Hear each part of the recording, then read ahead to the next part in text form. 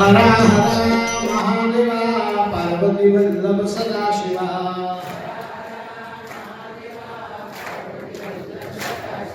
हरा हरा महादेवा पार्वती वल्लभ सदाशिवा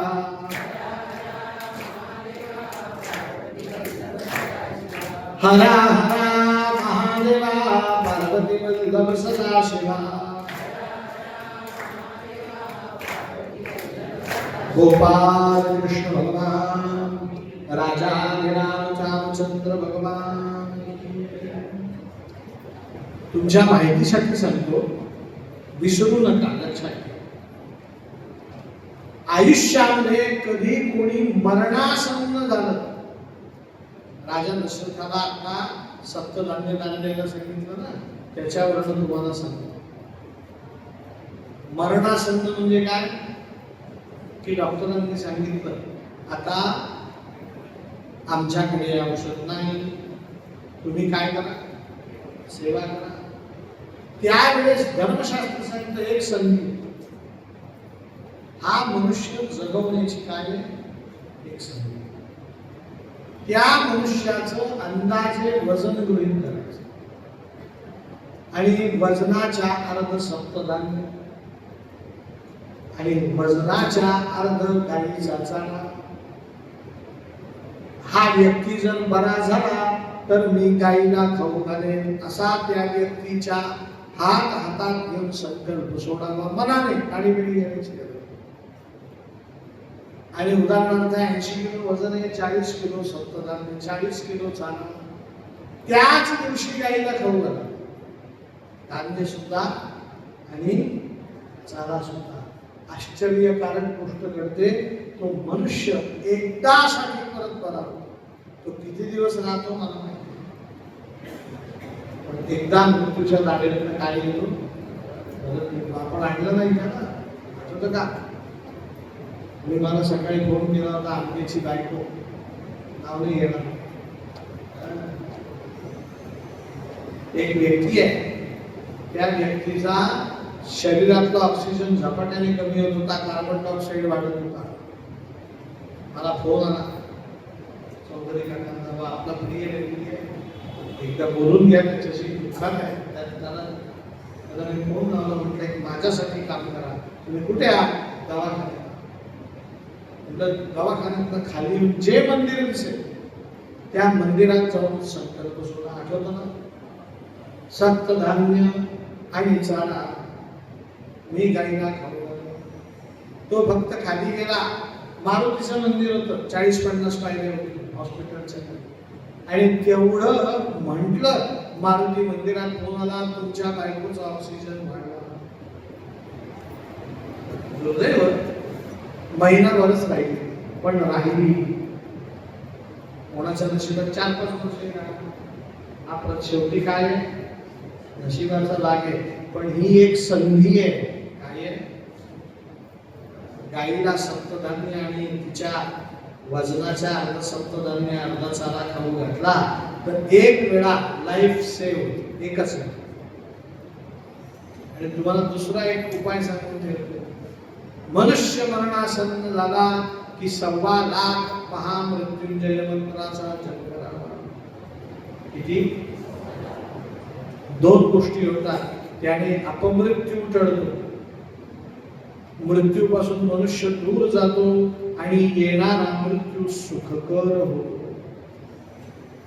महामृत्युंजय मंत्राचा काय प्रभाव आहे?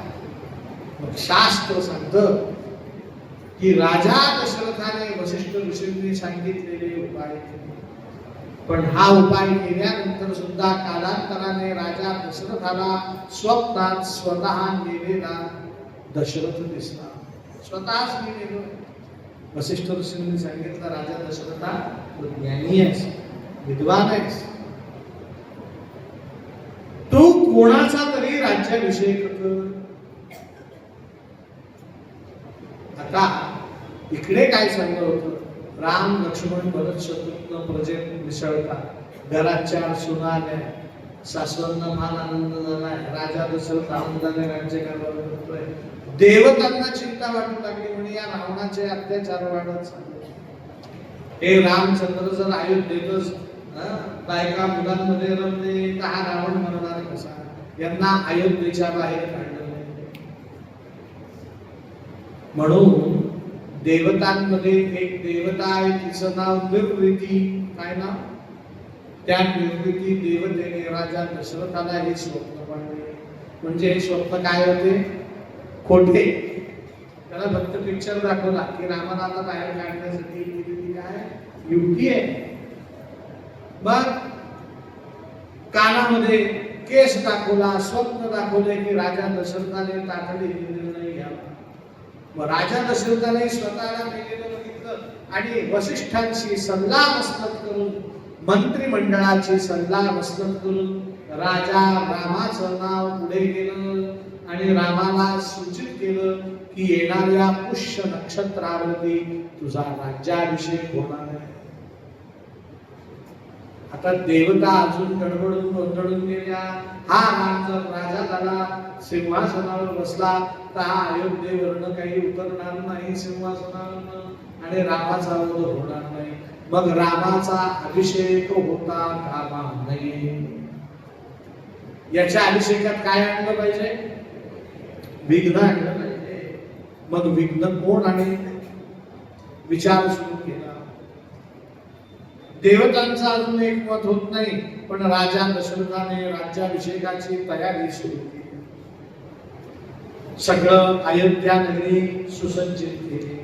रोषणाई सुरू झाली, रंगरंगोटी सुरू झाली, देवतांवरती अभिषेक सुरू केले. प्रजाजनाला वार्ता सांगितली की रामाचा राज्याभिषेक होणार आहे. तुम्हाला आश्चर्य वाटेल, रामाचा राज्याभिषेक होणार आहे हे ज्यावेळेस प्रजेला समजलं त्यावेळेस प्रजेने आनंदोत्सव साजरा केला. काय केला? आणि या आनंदोत्सवात अग्रणी कोण होती तर त्या व्यक्तीचं नाव आहे कैकेयी. सगळ्यात जास्त आनंद कोणाला झालाय? कैकेयीला. कैकेयी रामाची विरोधक नव्हती. कथा आहे का? ती रामाला मम पुत्र, माझा मुलगा राम, कौशल्य तुझा पुत्र भरत असं म्हणायचे. कैकेयीला रामाबद्दल प्रेम होतं, आनंदोत्सव तिनेही साजरा केला. पण प्रसंग घडला कसा बघा, नियती कशी क्रूर असते. ज्यावेळेस स्वर्गातल्या देवदेवतांचा विनय झाला, त्यांना भीती वाटायला लागली, त्यावेळेस त्यांनी सरस्वती देवींना बोलवलं. सरस्वती कोण आहे? बुद्धीची देव. म्हणे सरस्वती देवी, तू आत्ताच्या आत्ता अयोध्येचा अजून राज्याभिषेकाला 3-4 दिवस बाकी आहे. कोणाचा तरी बुद्धिभेद कर. काय कर? सरस्वती देवींचं ते कामच आहे. बुद्धीची ती साम्राज्ञी आहे. ती अयोध्येत आली, गल्ली बोर्ड तपासली, पण अयोध्येत तिला सदोष व्यक्ती एकही दिसला नाही. सगळे कसे? निर्दोष. कोणावरती ही सरस्वती बुद्धी फेरफार करू शकत नव्हती. अशी सद्विद्या सद्बुद्धी धारण करणारे लोक अयोध्येत राहत होते.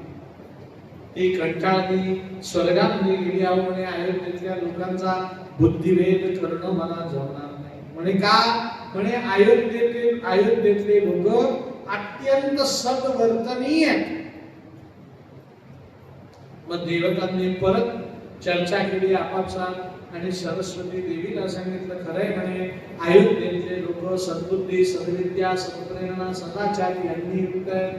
आपण त्यांचा बुद्धिभेद करू शकत नाही. पण सरस्वती एक काम कर, या अयोध्येत कोणी मुद्दाम समजावं म्हणून फॉरेनर राहतो का तपास. कोण राहतो का?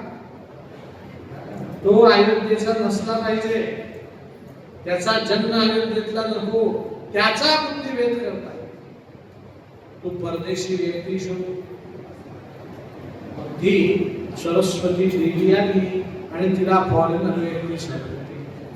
तिचं नाव मंथरा. काय ना? आता मंथरेचं चरित्र आहे का? कोण आहे मंथरा? सर्वप्रथम ही कैकेयीची आई. त्या आईची अत्यंत उत्कृष्ट दासी आहे. अश्वपतींनी आपली पत्नी अश्वी हिच्या तरुणपणातच त्याग केला. तिच्याकडनं काही अपराध घडला म्हणून त्याग केला, म्हणून कैकेयीला सांभाळले या मंथरेने. म्हणून मंथरेपेक्षा वयाने मोठी, कैकेयीपेक्षा वयाने मोठी असलेली मंथरा वेळ प्रसंगाने आईचं सुद्धा काम केलं.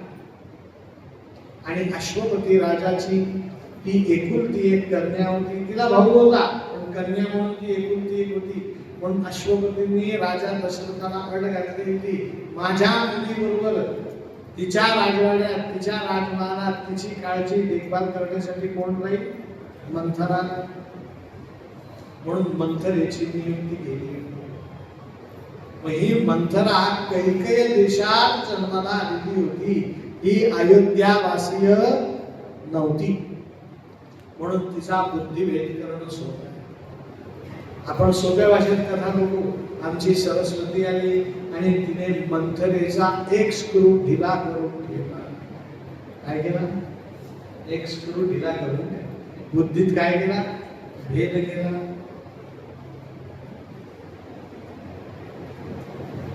आता गंमत आहे, महाभारतामध्ये रामायणामध्ये 4 अध्यायात राजा दशरथाची भूमिका मांडली आहे. कारण राजा दशरथाने स्वप्न पडले म्हणून रामाचा राज्याभिषेक करण्याचं ठरवलं, मान्य केलं. पण घरामध्ये साधा सत्यनारायण जरी करायचं असेल तर मनुष्य काय विचार करतो? मुलगा घरी पाहिजे, सुनबाई घरी पाहिजे, नातवाला सुट्टी पाहिजे, हे पण घरी पाहिजे, मी पण घरी पाहिजे. तर घरात काय होतं? घरात एखादा व्यक्ती नसेल तर आपण सत्यनारायण म्हणतो पुढच्या रविवारी घरी. मग इथे तर राज्याभिषेक होणार आहे, भरत शत्रुघ्न घरी नाही. मग हे दोघं आजोळी असताना राजा दशरथाने राज्याभिषेकाची घाई का केली? काहीतरी काळबेरं वाटतं की नाही? की हे दोघं जण घरी नसताना रामाचा मी राज्याभिषेक करतो, भरताला शत्रुघ्नाला सांगून करणं निराळं आणि ते आजोळी असता करणं निराळं. आता असा राजा दशरथ का वागला याच्या पाठीमागे थोडंस राजकारण ते समजून घेतलं पाहिजे. आता सगळ्यांनी एकदा जय जयकार करा. सियावर रामचंद्र भगवान. आपण कथा प्रसंगामध्ये बघितलं राजा दशरथाची. आता कारण आहे का बरं का? भरत शत्रुघ्न आजोळी असताना रामाचा राज्याभिषेक करण्याचा निर्णय राजा दशरथाने घेतला. आपण कथेच्या ओघात बघितलं राजा दशरथाला एक पत्नी होती, तिचं नाव कौसल्या. कौसल्येबरोबर विवाह केला, काही काळ निघून गेला, संतती झाली नाही. बरोबर आहे का? मग कौसल्याने सांगितलं महाराज माझ्यापासून संतती होत नाही, तुम्ही द्वितीय विवाह करा. मग कौसल्याने कबूल केलं मला संतती होत नाही, तुम्ही काय करा? द्वितीय विवाह करा. कौसल्याने सांगितलं म्हणून राजा दशरथाने द्वितीय विवाह केला सुमित्रेशी. पण सुमित्रा फक्त एक प्रसवा निघाली, तिने शांता नावाच्या मुलीला जन्म दिला. कथा ऐकली ना आपण? आणि ती मुलीचं लग्न झालं तरी तिला परत बाळ झालं, म्हणजे आता तिला संतती होण्याची शक्यता राहिलेली नाही. म्हणजे राजा दशरथाने 2 विवाह केले, कौसल्या आणि सुमित्रा. ते एका पाठोपाठ एक केलेले नाही, काही वर्षांच्या अंतराने केलेले. आणि ते ज्याच्यासाठी केले ती पुत्र प्राप्ती राजा दशरथाला झालेली नाही. लक्षात आलं नाही? आता तिसरी गोष्ट आहे का? राजा दशरथ एक दिवस काही युद्धनीती ठरवण्यासाठी जात असताना मध्ये या अश्वपतीचा कैकेय देश लागला. म्हणून एक रात्रभर मुक्काम करायला अश्वपतीच्या राजवाड्यात गेला. कोण गेला? राजा दशरथ. त्यावेळेस कैकेय देशाचा राजा अश्वपती घरी नव्हता.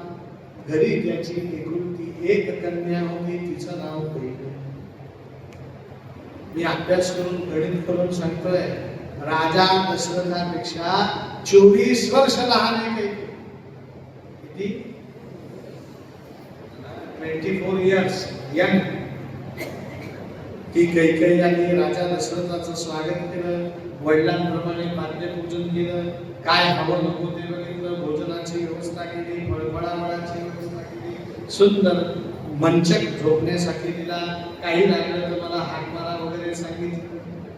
राजा दशरथ म्हणतो, काय चंड मुलगी आहे ही, ज्याच्या नशिबात असेल तो पुरुष भाग्यवान. आपल्याला पुत्र नाही, अन्यथा आपण सुद्धा या कन्येचा विचार केला. राजा दशरथाच्या मनात विचार पुत्राचा जातो. राजा दशरथ दिवे मालवून मंचकावरती झोपला. झोप काही येईना, कैकेयी डोळ्यासमोर दिसतो. काय दिसू लागली? तर राजा दशरथ म्हणतोय, ही कन्या ज्या घरात येईल त्या घरात लक्ष्मीच वास्तव्याला येईल, अशी ती कन्याची देहबोली आहे. आणि मलाही पुत्र नाही, मग मी पुत्रकांक्षेसाठी तृतीय विवाह करावा का? तो मनात काय करतोय? विचार कर. पण तो परत म्हणतोय, आपण प्रवृत्ती अत्यंत नवतरुण, नुसती तरुण नाही, कशी नवतरुणी, ती कशी विवाह. दुसऱ्या दिवशी राजा दशरथ उठला, त्याला जायचं होतं. त्याने विचारलं कैकेयीला, म्हणे गाव अश्वपती कधी येणार आहे? म्हणे 4 दिवसांनी. म्हणे मी 4 दिवसांनी जातो. त्याला कोणी थांबवलंय? खरं सांगा ना, एवढं तर समजलंच पाहिजे ना. कोणी थांबवलंय? मोठ्याने सांगा. आज नाश्त्याला काय होतं? उपयोग दम नव्हता का काय? सांगा, कोणी थांबवलंय? कैकेयीच्या रूप सौंदर्य. 4 दिवस तो राहिला, कैकेयीला न्याहाळतो, कैकेयीशी संवाद साधतो, मधुर मधुर संभाषण करतो. राजा अश्वपती आल्यानंतर, प्राथमिक बोलणी अश्वपतीशी झाल्यानंतर राजा दशरथाने मूळ विषयाला हात दिला. म्हणे हा विषय लांबवण्यात लागलं, हो तर हो, नाही तर नाही. आपणही किती दिवस आशेवर बसून राहायचं. राजा दशरथाने विचारलं, म्हणे अश्वपती राजा, माझी इच्छा आहे, पुत्रकांक्षया, पुत्राची इच्छा आहे, कांक्षा आहे. मला 2 विवाह करून सुद्धा पुत्र झाला नाही, तृतीय विवाह करायचा आहे. तर तू मला तुझी कन्या देशील का? तर लक्षात ठेवा, अयोध्येचा राजा होणं हे फार मोठी गोष्ट होती. अश्वपती राजाच्या लक्षात आलं, कैकेयीला मागणी म्हणजे ती अयोध्येची कोण होणार? राणी होणार. त्याने 1 रात्र अवधी मागून घेतला. हे राजकारण सांगतोय आणि दुसऱ्या दिवशी तो अश्वपती राजा आला. म्हणे राजा दशरथा, तुला ती कैकेयी द्यायला तयार आहे. राजा दशरथाचा आनंद गगनात मावेना. त्याला अपेक्षा की हा सकाळी म्हणेल, नाही बाबा तुमचं वय फार आहे, ही मुलगी फार लहान आहे. काय म्हणे? सोप्या भाषेत राजा दशरथाने बॅगही भरून ठेवली की नाही ऐकायचं, मधात बसायचं नाही. तो कैकेयी देशाचा राजा अश्वपती म्हणतोय, तुला मी कैकेयी देईन. राजा दशरथ आनंदला, म्हणून त्याला कैकेयी देशाच्या अश्वपतीचा शब्द ऐकू आला नाही. पण त्याने सांगितलं कैकेयी देईन, पण हा पण शब्द राजा दशरथाने आणि त्याने पण काय सांगितला की मला तू वचन दे, कैकेयी पासून जन्माला येणारा पुत्र अयोध्येचा राजा होणार असेल तर कैकेयीशी तुझा विवाह होईल. राजा दशरथाला यात वावग काही वाटत नाही, कारण का पहिल्या 2ही राण्यांपासून त्याला संतती झालेली नाही. होण्याची शक्यता झाली तर कोणापासून होईल?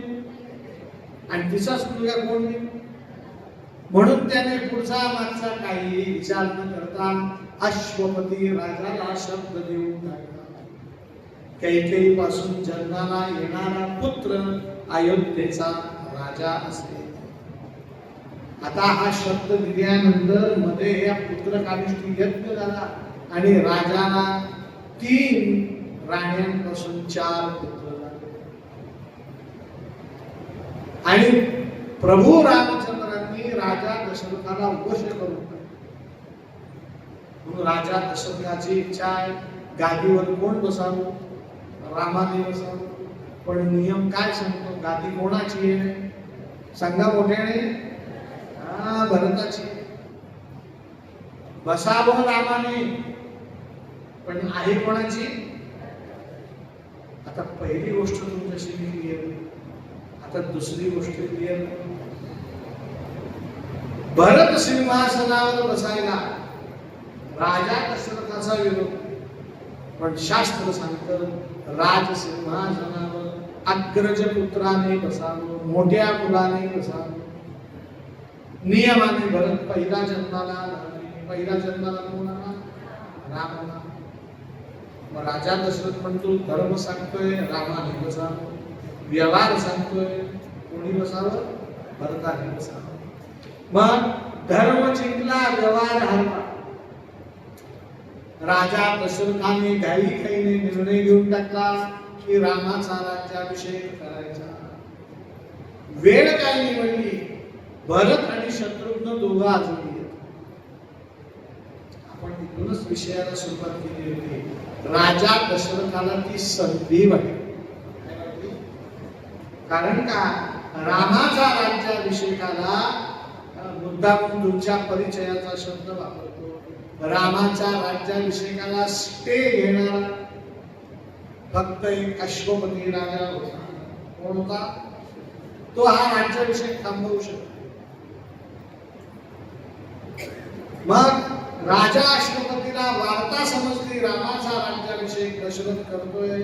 अश्वपती जर चिडला तर त्याची समजूत तिथे असणारे भरत शत्रुघ्न घालतील की राम आणि भरत, राम आणि शत्रुघ्न दोघेही वेगळे नाही. हे कोण समजवू शकतं?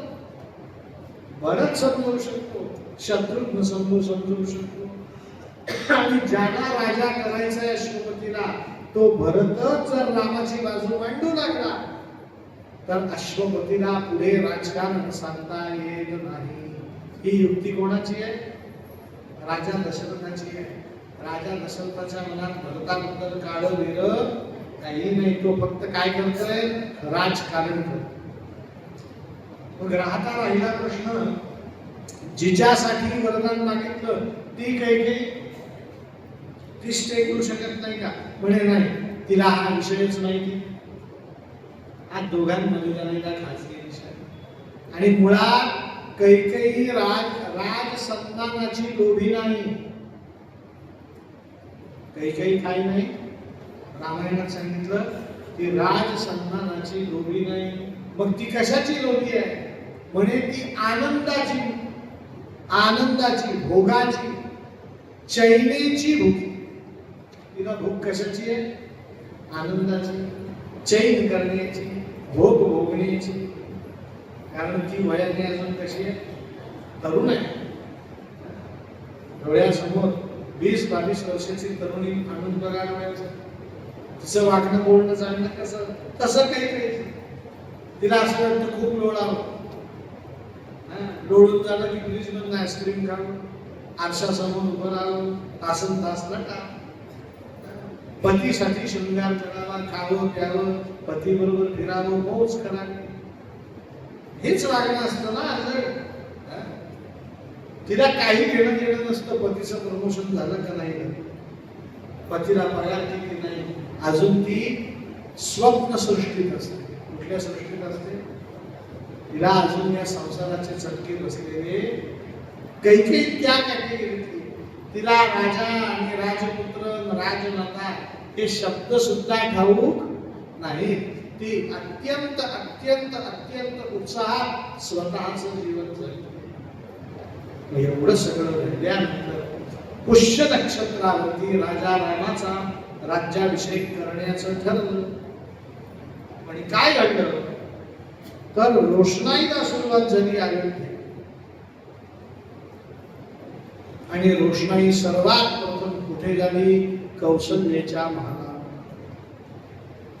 कारण जो राजा होणार आहे तो राम कौशल्याच्या महालात वास्तव्य करतो. म्हणून रोषणाई कुठली चालू आहे? कौशल्याच्या. सांगितलंय मग सुमित्रेची करा, मग कैकेयीची करा. पण कौशल्याच्या महालाची रोषणाई चालू असताना, अयोध्या नगरी सजलेली असताना, प्रदोष समयी कैकेयी सज्जा मध्ये गेली, गॅलरी खिडकीत गेली आणि कौशल्याच्या महालातल्या दासीला विचारू लागली की आज कौशल्याचा महाल का शृंगारला जातो? आता कोणी विचारलं? मोठ्याने सांगा. मंथरेने. मंथरा कोण आहे? तिचं पद काय? दासी. शब्द लक्षात ठेवा. तिने कोणाला विचारलं? कौशल्याच्या दासीला विचारलं. म्हणजे संवाद कोणाचा चालू आहे? दासी दासी. मग त्या कौशल्याच्या दासीने सांगितलं आमच्या रामाचा राज्याभिषेक होणार आहे. शास्त्र सांगतो तुम्हाला, चाणक्य नीती सांगतो, कोण काय म्हणतंय याला महत्व नाही, कुठल्या अधिकाराचा मनुष्य काय म्हणतोय फार.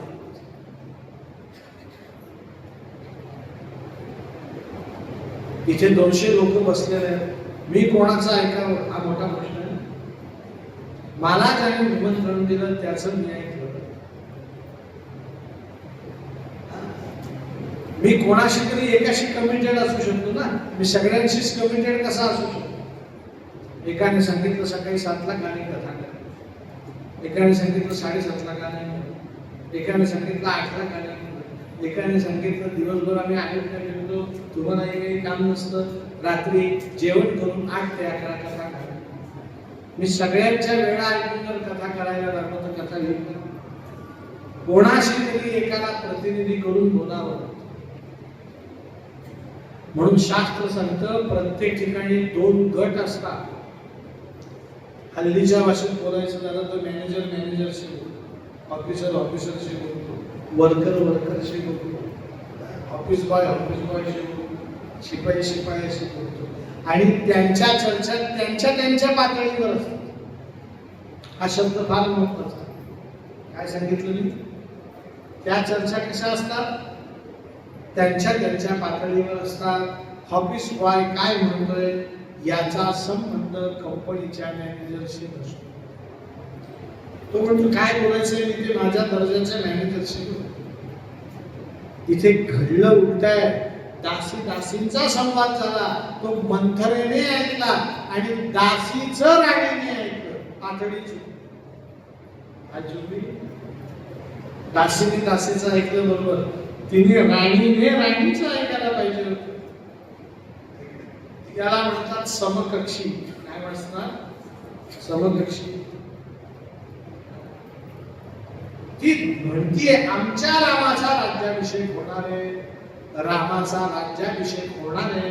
या शब्दाला आक्षेप नव्हता, शब्दाला आक्षेप होता आमच्या. ती दासी म्हणती आमचा राम. याचा दुसरा अर्थ काय? तुमचा भरत नाही, आमच्या रामाचा राज्याभिषेक होणार आहे. हे मंथरेने ऐकलं आणि मंथरा फणकाऱ्यात सज्जितनं महालात. आमची कैकेयी आरशासमोर बसलेली होती, स्वतःचा शृंगार करत. तिला अजून वार्ता समजलेली नाही. आता परत आहे की सगळ्या अयोध्येत वार्ता आहे, शृंगार चालले, कैकेयीला वार्ता का नाही? जी वार्ता कौशल्याला आहे, सुमित्रेला आहे, ती वार्ता कैकेयीला का नाही? तर याचं कारण सांगितलं, राजा दशरथाची वर्तमान काळातली आवडती पत्नी कैकेयी. मग राजा दशरथ म्हणतोय सेवकांकरवी कौशल्याला सांगावं राज्याभिषेक होणार, सुमित्रेला सेवकांकरवी सांगावं राज्याभिषेक होणार. पण कैकेयीला ही आनंद वार्ता मी द्यावी म्हणून कैकेयीसाठी त्यांनी ती बातमी राखीव ठेवली. आणि तुम्हाला मी सांगतो, रामायणात तेच सांगतो बरं, माझ्या मनाने काही सांगत. इथे लिहिलेलं आहे असा विचार कोण करतो? म्हणे रसिका, राजा दशरथ रसिक आहे, त्याची अपेक्षा अशी आहे की कैकेयी तुला मी एक आनंदाची वार्ता देतो, ती जर दिली तर तू मला काय देशील? असा प्रश्न त्याला कोणाला विचारायचा? कैकेयीला. आणि कैकेयी त्या संदर्भाने जे काही मधुर बोलेल ते ऐकण्याचे राजा दशरथाला काय इच्छा, म्हणून ती बातमी कैकेयीसाठी राखीव. मध्येच ही मंथरा आली आणि कैकेयीला अशा शृंगार करताना पाहिलं आणि ती म्हणते किंग कर्तव्यसी मूढे. ए मूर्ख कैकेयी, ती आईच्या अधिकाराने बोलते. कैकेयी पुढे काय असं स्वतःचा चेहरा न्याहाळत बसली आहे, एकदा बाहेर येऊन बघ. आता कैकेयीला मंथरेचा स्वभाव माहिती आहे की तिचं बोलणं तसं फणकार आहे. ती म्हणते काय झालं असं बाहेर, ती तुम्हाला बाहेर येऊन पाहायला सांगते, बाहेर काय विशेष घडलं? ती कानात कर्णभूषण घालताना कर्णभूषण असं पाहते. कैकेयी त्या मंथरेकडे लक्ष देते. ती मंथरे म्हणतीये खरंच स्वप्नात राहणाऱ्या माणसाला वर्तमान काळ सुद्धा स्वप्नच वाटतो, म्हणून भविष्यात येणाऱ्या संकटांची चाहूल लागत. ती कैकेयी म्हणते मंथरे असं वेड्यासारखं काव्यमय कोड्यात बोलू नको, काय ते स्पष्ट सांग. म्हणजे मग स्पष्टच बोलते आई, तुझे आवडीचे पती राजा दशरथ यांनी रामाचा राज्याभिषेक करण्याचं ठरवलं. त्यावेळेस कैकेयीने प्रतिक्रिया काय दिली? म्हणे अभिनंदन मंथरे, या बातमीचीच मी काय पाहत होती, वाट पाहत होती. तुलसी रामायणात कैकेयीच्या मुखात शब्द आहे बधाई बधाई मंथरे. मंथरे तुला काय आहे? बधाई आहे, रामाचा राज्याभिषेक. ती कैकेयी म्हणतीये काय करावं या मेलीला, मी बोलते तेही समजून. अगं मी काय सांगितलं तू काय ऐकलं? रामाचा राज्याभिषेक होणार आहे, तुझ्या भरताचा नाही. तू एवढा आनंद काय व्यक्त करतेय? आता इथून सुरुवात होते भेद करायला. ती म्हणतीये रामाचा राज्याभिषेक, तुझ्या भरताचा नाही, म्हणजे राम तुझा नाही हे तिने युक्तीने सांगितलं. तरी ती कैकेयी काय म्हणतीये? अगं म्हणे राम आणि भरत काही निराळे आहेत का? दोघं शरीराने वेगळे, मनाने मात्र एक. ती मंथरा म्हणतीये खरंय, ज्याचं कल्याण करणं त्यालाच समजत नाही, तर मी तरी काय करणार?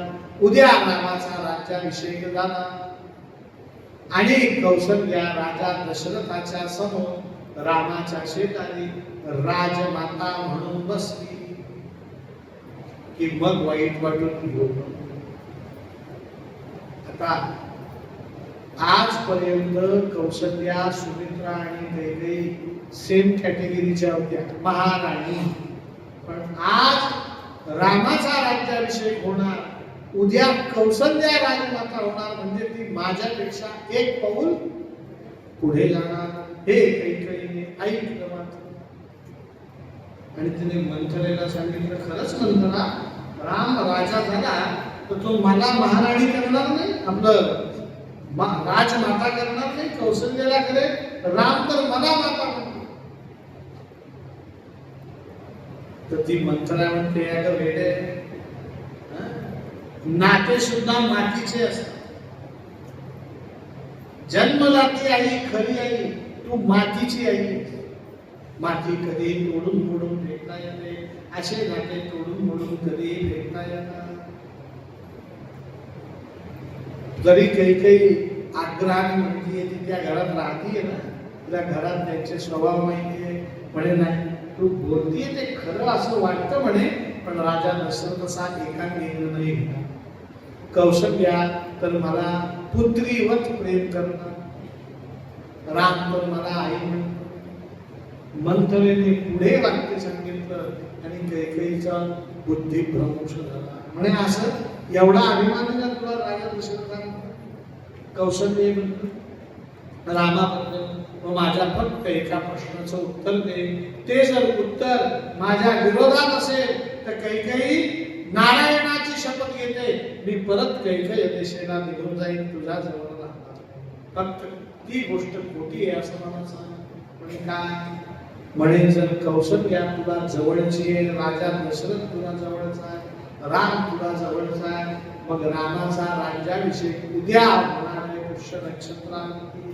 हे सगळ्या प्रजाजनांना माहिती आहे, कौशल्येला माहिती आहे, सुमित्रेला माहिती आहे, तुला का माहित नाही? आता या प्रश्नाचं उत्तर कैकेयीकडे. तुमच्यात कोणी राजकारणात काम केलं असेल तर त्यांना माहिती आहे, ज्याला राजकारण करायचंय ना तो जुन्या फायली साठवून, जुन्या गोष्टी त्यांना वेळेवर आठवतात. कुठल्या वेळेस काय सांगायचं. समजा मी निवडणुकीत उभं राहिलो आणि मत मागायला गेलो, चौधरी काका मी उभा आहे का, मला मत द्या. चौधरी काका मला लगेच आठवण करून देतात, तुला मत आठवतं का 82 साली कथेला नाही म्हटला होता. हे किती साली ऐकवतात मला? 26 साली त्यांनी ती फाईल जपून ठेवली. राजकारणी लोक फायली काय करतात, तर मी त्यावेळेस काही बोललो नाही, पण कुरुक्षेत्रावर आठवतं का मी तुझ्या शेजारी जेवायला बसलो होतो, तू म्हटलं नाही, इथे नारायण पुजारी बसणार आहे आणि आज मग पुजाऱ्यांकडे माग, माझ्याकडे मागू नको. लक्षात ठेवा, जुनं आठवतं राजकारणात. आता तिने जुनी आठवण करून दिली आणि कैकेयी देश सोडून राजा दशरथ विसरला असेल, कौशल्या विसरली असेल, राम विसरला असेल, राज्याभिषेकाच्या गडबडीत असतील. पण खरं सांग, ही राज्याभिषेकाची त्वरा एवढी का, घाई का? भरत शत्रुघ्न कुठे आहेत? अयोध्येत. त्यांना टाळून हा राज्याभिषेक होतोय, तुला अजून वावगं वाटत नाही? अगं कैकेयी रे, हा राज्याभिषेक होत नाहीये, हा तुला टाळून होतो. काय होतोय? आता कैकेयीला याच्यावरती उत्तर द्यायला तिच्याकडे काय नव्हतं, उत्तर नव्हतं. तिला काय करावं समजत नव्हतं. तिने मंथरेला विचारलं, म्हणे मंथरे मी काय करावं असं. मंथरेने सांगितलं, माझं ऐकणार असेल तर माझा ऐकायचा असेल तर एक उपाय आहे. म्हणे काय? म्हणे तू आत्ताच्या आत्ता कोप भवनात जाऊन बस. कुठे जाऊन बस?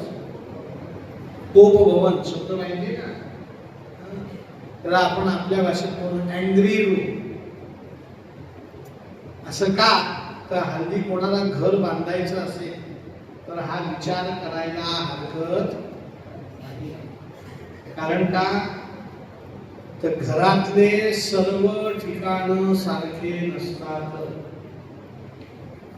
हॉल मधले स्पंदन स्वयंपाकघरात नसतात, स्वयंपाकघरातले स्पंदन देवघरात नसतात, आणि देवघरातले स्पंदन बेडरूम मध्ये नसतात. प्रत्येक ठिकाणची सत्व रज तमो गुण शक्ती कशी असते, वेगवेगळी असते. सगळ्याच ठिकाणी सारखी शक्ती आहे असं समजण्याचं कारण मंदिरात जी ऊर्जा आहे, मंदिरात जी शक्ती आहे, ती घरात कधीही असणार नाही.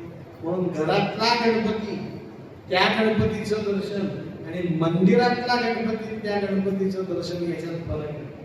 तिथे गणेश तत्व जास्त असतं, इथे गणेश तत्व कमी असतं. तुम्हाला एक सोपं विषय, तुम्हाला नाव माहिती आहे का?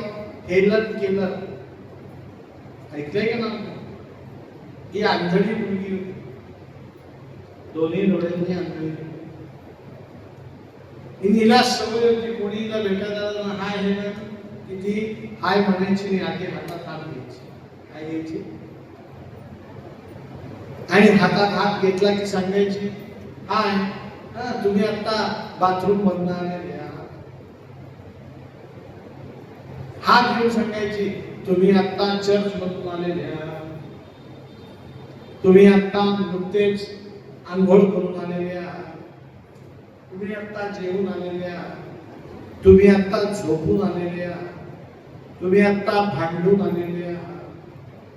तिला लोक विचारायचे तू कशी ओळखते? म्हणजे हाताचे स्पंदन झोपल्यानंतर निराळे, चर्च मध्ये निराळे, बेडरूम मध्ये निराळे, देवघरात निराळे, स्वयंपाकघरात निराळे, वॉशरूम मध्ये निराळे, बाथरूम मध्ये निराळे. तर हे स्पंदन त्या काळातल्या राजवाड्यात सर्वत्र पसरू नये म्हणून राजभवनात एक क्रोधागार बांधलेला असायचं की मनुष्य संतापला तर त्याने त्या क्रोध भवनात जायचं, तिथे संताप व्यक्त करायचा. म्हणजे संतापाची ऊर्जा घरभर पसरत नाही. त्या मंथराने सांगितलं तू आत्ताच्या आत्ता क्रोध भवनात जा. काय कर? म्हणे अंगावरची साडी सोडून टाक,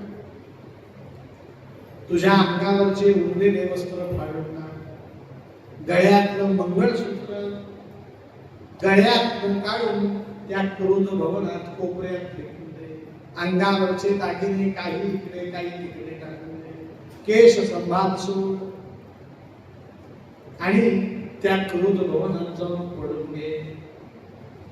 राजा दशरथ झाले की मी त्यांना क्रोध भवनात पाठवले. ते आले की तू काही काय कर. म्हणे काय? म्हणे तुला आठवत नाही पूर्वकाळी राजा दशरथाने तुला 2 वर दिले. म्हणजे बघा कैकेयीला त्या वरदानांची काही नाही आठवणही नाही. ही आठवण कोणी करून दिली? म्हणे तू पहिलं वरदान मागायचं. नव पंचवर्षांनी रामः दंडकारण्यमाश्रितः. 9 अधिक 5 14 वर्ष रामाने दंडकारण्यात वनवासाला जायचं. आणि दुसरी मागणी करायची माझ्या भरताला सिंहासन द्यायचं. हे कधी द्यायचं? राजा दशरथ क्रोध भवनात आल्यावर. कैकेयीने प्रश्न उपस्थित केला. म्हणे राजा दशरथाला वाईट वाटलं तर, ते रडू लागले तर, त्यांना काही शारीरिक त्रास झाला तर. म्हणे कैकेयी तू किती भोळी आहेस, तुझा विचार कोणी करत नाही आणि तू मात्र सगळ्यांचा विचार करतेस. जे होईल ते बघून घेऊ. तू काय कर? क्रोध भवनात जा. म्हणून कैकेयी क्रोध भवनात वस्त्र काढून, दागिने काढून, मंगळसूत्र फेकून, केश संभार सोडून अस्ताव्यस्त पडली. रामायणात लिहिलेलं आहे त्या क्रोध भवनाचा आजपर्यंत वापरच झालेला नाही म्हणून तिथे धूळ साठलेली आहे. त्या धुळीत पडली, भस्मशाली पडली. थोड्या वेळाने कौशल्याच्या महाराज राजा दशरथाने रामाला कौशल्याला सुचला. उद्या तुम्ही दोघांनी सवाद्य मिरवणूक काढून शरयू नदीवर जा. दोघांनी स्नान करा. तुमचं स्नान होत आहे तोपर्यंत मी सुद्धा वसिष्ठ मुनींना घेऊन शरयूवरती येईल. आपण तिघं मिळून परत शरयू नदीमध्ये काही विशिष्ट मंत्रांनी शरयूचं पूजन करून तिघ जण पंचगव्य प्रदर्शन सवाद्य मिरवणूक घेऊन आपल्या कुलदेवतेच्या ग्रामदेवतेचं दर्शन घेऊ. आणि पुष्य नक्षत्र लागलं की वसिष्ठ ऋषींच्या आज्ञेने राजवाड्यात येऊन या रामाचा राज्याभिषेक संपन्न करा. कौशल्य तू फलाहार कर, तू अल्पोपहार कर. आज जेवू नकोस, रात्री सकाळी लवकर उठायचं. रामाला सांगितलं रामा तू तर उपोषण कर, तुला उद्या राजा व्हायचंय, उपवास कर. कुलदेवतेसाठी काय कर? उपवास कर. उद्यापासून तुला राजसिंहासनावर बसायचं आहे, राजमंचकावर झोपायचं आहे. म्हणून आज रात्रभर चटईवर झोप. कौशल्याच्या महालात निघाल्यात, सुमित्रेच्या महालात गेल्यात. सुमित्रेला सांगितलं सुमित्रा मी कौशल्या आणि राम उद्या शरीरवर जाणार आहोत, तू आमच्या बरोबर चल बरं का. असं बरं वाटत नाही एका राणी बरोबर राजाने का, तू पण माझ्या बरोबर चल. तूही फलाहार कर, अल्पहार कर, रात्री भोजन करू नको, पहाटे पंच उषटकाली आपल्याला उठायचं. सुमित्रेचा निरोप घेतला आणि राजा कैकेयीच्या महालाकडे गेला. आता सांगितलंय कैकेयीच्या महालाचं हेच सांगायचंय, पण कैकेयीला त्या कौशल्येसारखं सुमित्रे सारखं सांगणार नाहीये. तो कैकेयीला मिठीत घेऊन तिच्या गळ्यात नवरत्नांचा हार घालत तिला ही वार्ता सांगणार. म्हणून तो कैकेयीच्या भवनाकडे निघाला. शब्द वापरला रामायणात, कैकेयी मिलन सुखहा. त्या कौशल्येला भेटण्यासाठी त्याला उत्सुकता नव्हती, सुमित्रेसाठी उत्सुकता ती फक्त काय होती, ऍज अ फॉर्मॅलिटी. त्याला खरी उत्सुकता कोणाला भेटण्याची? कैकेयीच्या महालात जाऊ लागला. आश्चर्य दिसलं, सगळीकडे रोषणाई आहे, झगमग झगमग झगमगणार झगमगतात, पण कैकेयीचा महाल अंधारलेला. राजा दशरथ आज कैकेयीच्या महालात दीप प्रज्वलन का नाही करत? हा महाल अंधारलेला का? विचार करत करत महालात गेला आणि दासीला विचारलं, मंथरे कैकेयी कुठे आहे? कैकेयीने आपलं मंथरेने निर्विकार उत्तर दिलं, कोप भवना. आणि कोप भवन शब्द ऐकलं आणि राजा दशरथाच्या पायाखालची जमीन सरकली. अंगावरती खरबंदू जमावलं, शरीर थरथरायला लागलं. असं काय घडलं की कैकेयी कोप भवनात गेली? आता कैकेयी कोप भवनात गेली, हे काही चांगलं लक्षण आहे का हो? सांगा मला. पण मनुष्याच्या स्वभावाचं वैशिष्ट्य आहे, तो नेहमी स्वानुकूल गोष्ट घडली आहे असं समजून स्वतःची समजून घडतो. तो म्हणतो कैकेयी कोप भवनात गेली, बहुतेक तिला माझ्याकडनं 2 नवरत्नांचे हार पाहिजे, तिला 4 साड्या पाहिजे असतील, तिला माझ्याकडनं मेजवानी पाहिजे असेल, उद्या रामाचा राज्याभिषेक होणार आहे, त्यासाठी तिला माझ्याकडून कुठल्या तरी रमणीय स्थळाला भेट देण्याची, तिथे उत्तम पदार्थ भक्षण करण्याची. मेजवानी शब्द समजणार नाही म्हणून रामाच्या राज्याभिषेकाची पार्टी पाहिजे. काय पाहिजे असेल? स्वानुकूल विचार करतोय. काय करतोय? किंवा आपण सांगतो की त्यात काय एवढं विशेष, म्हणजे रामाचा राज्याभिषेक होते, परवा आपण पाहिजे. स्वानुकूल विचार करतो. पण राजा दशरथ त्या कोप भवनात गेला, त्याला पहिल्यांदा आश्चर्य वाटलं. काय दिसलं तर कैकेयीच्या गळ्यामध्ये मंगळसूत्र नव्हतं. कैकेयी, हे काय? संध्याकाळी दिवे लागण्याची वेळ, तू अभद्र सौभाग्य चिन्ह धारण केलेलं नाही? ती कैकेयी पालखी झोपलेली होती, तिने फक्त चेहरावर केला, पाहतो तर काय कपाळावर पडलं. कैकेयी, हे काय वेड्यासारखं वागणं आहे? तुझं सौभाग्य तिने केला कुठे? कैकेयी आतापर्यंत नुसती पहुडली होती, आता ती हुंदके द्यायला लागली. कैकेयी, हा काय वेडेपणा आहे? केस का मोकळे सोडले? अंगावरचं वस्त्र का फाडून टाकलं? मंगळसूत्र का फेकून दिले? पायातले जोडवे, हातातल्या पाटल्या, बांगड्या, विरोधी अंगठ्या सगळं या क्रोध भवनात काय टाकलं? तुला कशाचा राग आला? तुला कोणी बोललं का? कोणी चिडलं का? कोणी तुला काही वेडं वाकडं सांगितलं का? तुला काही माहेरून बातमी आली का? काही रडत रडत फक्त मानेने काय म्हणतीये, नाही सांगते, याच्यात काही म्हणे. मग काही काय घडलं ते मला सांग, मी तुला सांगतो. हा राजा दशरथ तुझ्या मनात निर्माण झालेला क्षोभ क्षणार्धात नाही सांग. तुला काय अडचणी सांग, मी काय करतो, दूर करतो. आतापर्यंत राजा दशरथ गडगड गडगड बोलत होता, काही मानेने हो हो बोलत होती. तिने आत्ता पहिल्यांदा शब्द उच्चारला, म्हणे राजा दशरथा, मी जर काही तुम्हाला सांगितलं तर खरं सांगते, तुमची ती ऐकण्याची शक्ती नाही, सामर्थ्य नाही. राजा दशरथ तरी म्हणता का वेळी का काही तू कोणाला सांगते सामर्थ्य नाही? अगं हा अयोध्या नरेश, राजा दशरथ तुझ्या मुखात बाहेर पडणारा प्रत्येक शब्द झेलेल. तू फक्त तुझ्या मनातली इच्छा सांग, पण हे वेड्यासारखं वागणं सोडून दे.